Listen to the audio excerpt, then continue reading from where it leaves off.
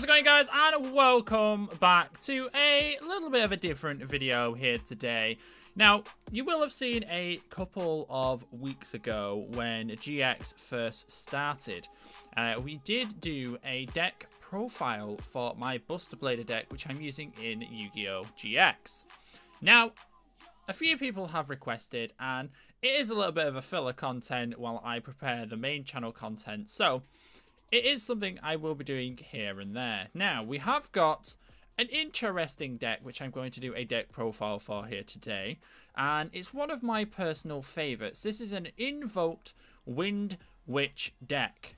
Now, again, with every single deck that I will be showing, or have shown, it just... they can be made better, they can be made worse, yada yada yada. This is just the deck that I personally like, and I did use on a stream a few, well, I'd say it's a good month or two ago now, and it worked pretty well, and I thoroughly enjoyed it. So we're going to have a look at this deck, and we'll start with the main deck and then the extra deck. The side deck, I'll show the cards, but it's not too important. The main deck works perfectly fine.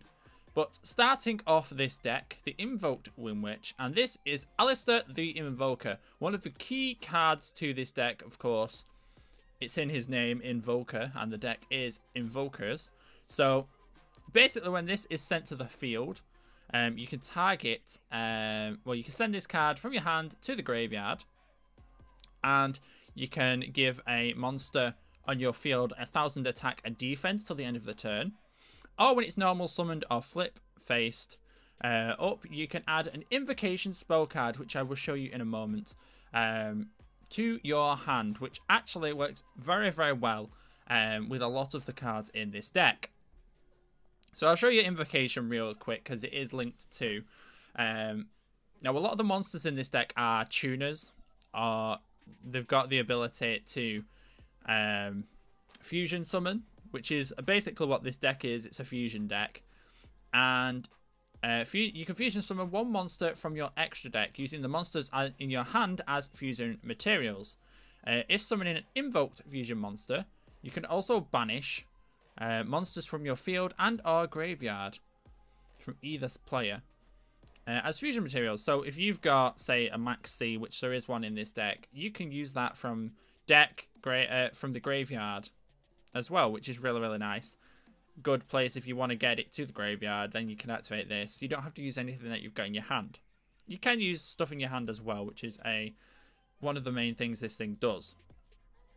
And then if this card is also in your graveyard, it has a secondary effect. You can target a banished Alistair the Invoker, which it does get banished.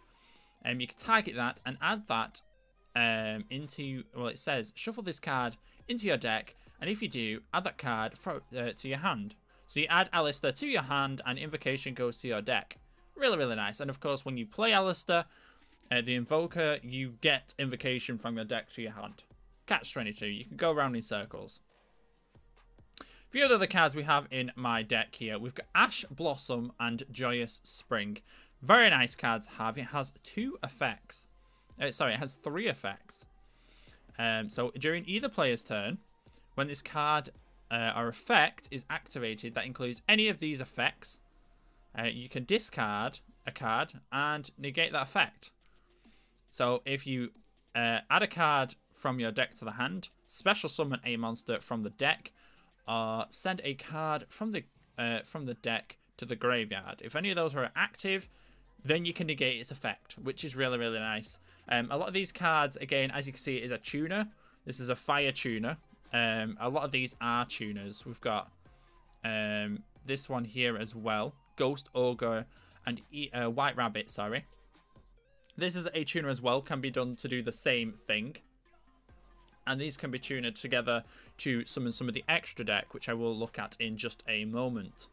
Again, this negates the effect of, you know, just effects in general. This will negate them, which is another card which is very, very nice.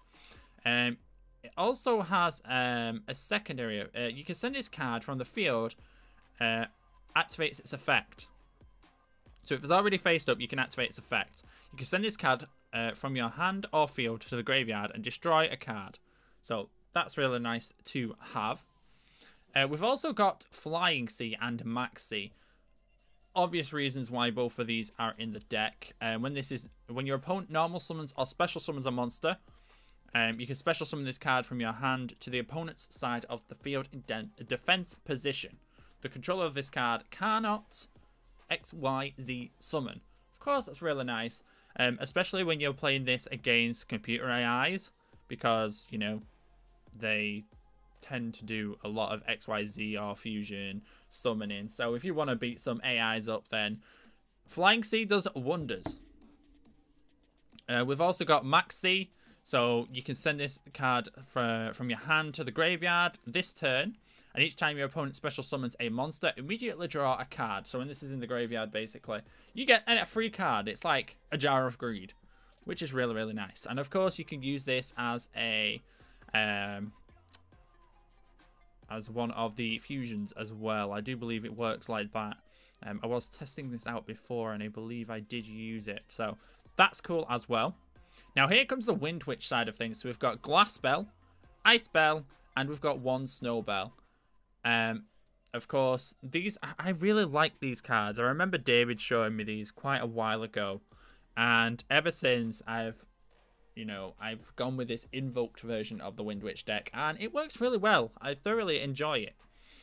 Now, this one, Glass Bell, if this card is normal or special summoned, you can add one Wind Witch monster from your deck to your hand. So that's always nice. Draw power, thin your deck a little bit. Very, very nice. But you can't add a Glass Bell to your hand.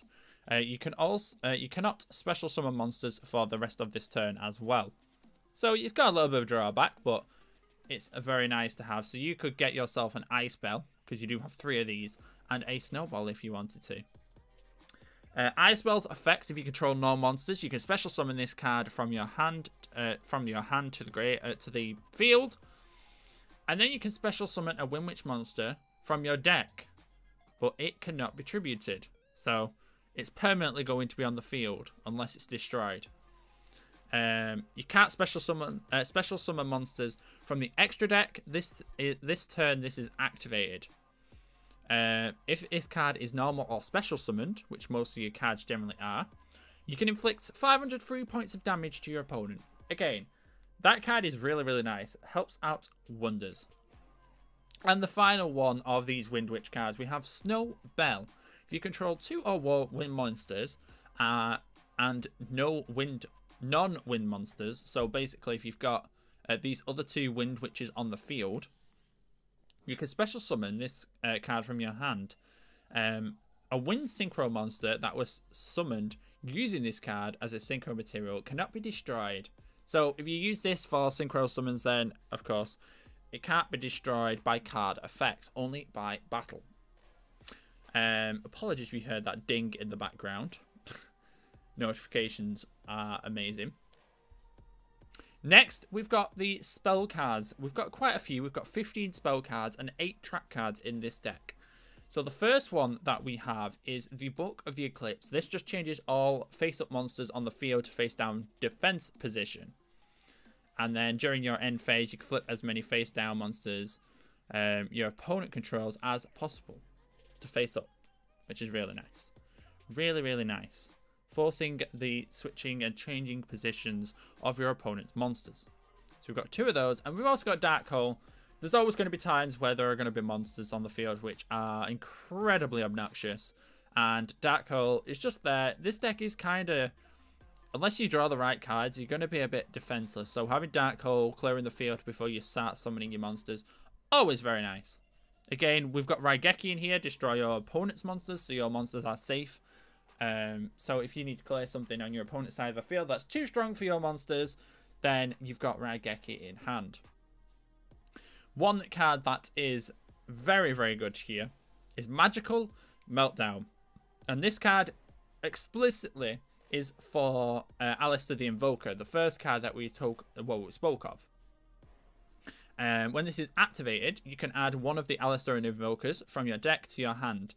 The activation of your cards and effects that include an effect that monster that fusion summons a fusion monster can't be negated, which is really nice. So you can definitely get your fusion summons out on the field, and it can't be negated by any card effects, which is really, really nice. It also says, also your opponent's cards and effects cannot activate when a monster is fusion summoned. So basically what I just said. Okay, we've got 3 copies of this. You're getting your Alistairs on the field, then you can special summon, well, you can summon it, you can add invocation, you can fusion summon. That's basically how you use this deck. We've got some terraforming, which add, obviously, magical meltdown. This is a field spell, so that adds that to the hand. We've got Wonder Wand here, actually, which is really interesting. It actually helps out quite a bit. I didn't think it would originally, but it actually does. So a lot of the cards, you know, Alistair is a spellcaster, and all of these Wind Witches are also spellcasters. You've got a 2000 monster if you attach with Glass Spell, which is really, really nice. So you attach it, it gains 500. If you control the equipped monster and this card, you can send both to the graveyard and draw 2 cards. So you more draw power for you. So you could even attach one of these to Snowball, who isn't too helpful, other than its special effect. So if you were in a tough spot, draw 2 cards. Help yourself out. Moving on to the trap cards, we have 3-dimensional barriers. This, obviously, you declare a type of monster. So Ritual, Fusion, Synchro, XYZ, or Pendulum. And for the rest of this turn, neither player can special summon monsters of that type. And also negate the effects of all monsters within that type. So if they've got an XYZ, you negate its effects. If they try summoning, obviously you can again negate its effects. You can't summon it, essentially. We've also got Quaking Mirror Force. Turn, you can activate it. It's like Mirror Force, but it changes all your attack position monsters to face down defense in your opponent's side of the field. And of course, Solemn Strike and Solemn Warning. Pay life points, negate the effect or summon of an opponent's monster. Moving on to something which is a little bit hardcore in this deck, which this deck is primarily based around. We've got a Castell in here. Not used it too much. I mean, if you're in a tough spot, you've got some 4-star monsters in this deck. I mean, Alistair and Glassbell are both 4-star monsters. So if you really need him, you can add this to your deck. Add this to the field. 2 as a defense monster for only 4 stars. It's not too bad. We've got Clear Wing Synchro Dragon. This just requires a tuner and a non-tuner. And then once per turn, during your player's turn, either player's turn, sorry, when another level 5 or higher monster is on the field, activates its effect, you can negate its activation. And if you do, destroy it. That's an amazing ability and does help out this deck quite a lot if you can get this out on the field. All it requires is a tuner and a non-tuner. So you could use an Alistair and one of these Ash Blossoms or Ghost Ogres. Either one will allow you to summon Clearwing to the field. Very, very nice. We've got Crystal Clearwing as well. So we've got Clearwing and Crystal Clearwing Synchro. And then this one, I've not used too much actually. Again, this just requires a tuner and a non-tuner. Once per turn, when your opponent's, another monster's effect is activated, so it's got a quick effect, you can negate the activation, and if you do, destroy that monster. And if you do, this card gains attack equal to the destroyed monster. I had to finish that because that was quite an important. You're going to gain the attack points of that monster, essentially, if you negate its effect, which is really, really nice. And then it also says, if this card battles an opponent's monster, level 5 or higher monster, during the damage calculation, this card will gain attack equal to the current attack of the opposing monster. So you could attack, I don't know, a 3,500 monster. You're going to gain its attack and destroy it, essentially. Very, very nice card. So we're going to move on to the invoked monsters here. Now, I haven't used some of them at all yet. Probably because I don't necessarily have all of the monsters available in this set.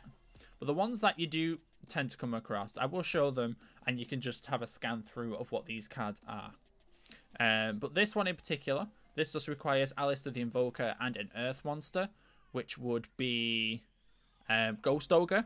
That is an Earth monster. No, is it? It is, isn't it? I think. Oh no, sorry. You use one of the flying or maxis. I do apologize. That's what you use to get this bad. I'm not going to pronounce the names because I suck at pronouncing Yu-Gi-Oh card names. It's bad enough with Pokemon, so I won't even bother butchering any more Yu-Gi-Oh card names than I already have in the past. But you can read them on screen, and you can search them up in the little search bar in the top right-hand corner when you come to build this deck if you do want to do so. So this 3,000 attack, 3,300 defense. Very nice monster. Very, very nice monster. Probably one of the strongest monsters in this set, to be honest. We've got Mechabar here. This one you can use. I haven't used it yet.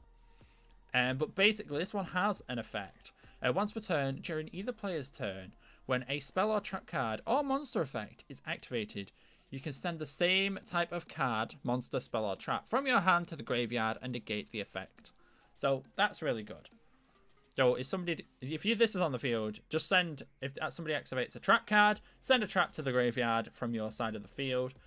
Well, it doesn't have to be on the field, it has to be in your hand, I do believe. Yeah, from your hand.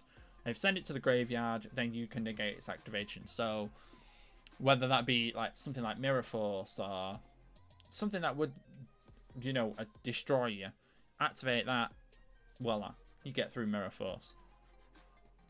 Next one here, we've got Purgatory. I do believe I pronounced that right. This is actually really good. This card gains 200 attack for each monster your opponent controls. So the more monsters they have on the field, so if they've got a 5-sided field, this is going to gain a lot of, well, it's going to gain 1,000 extra damage. So 3,300.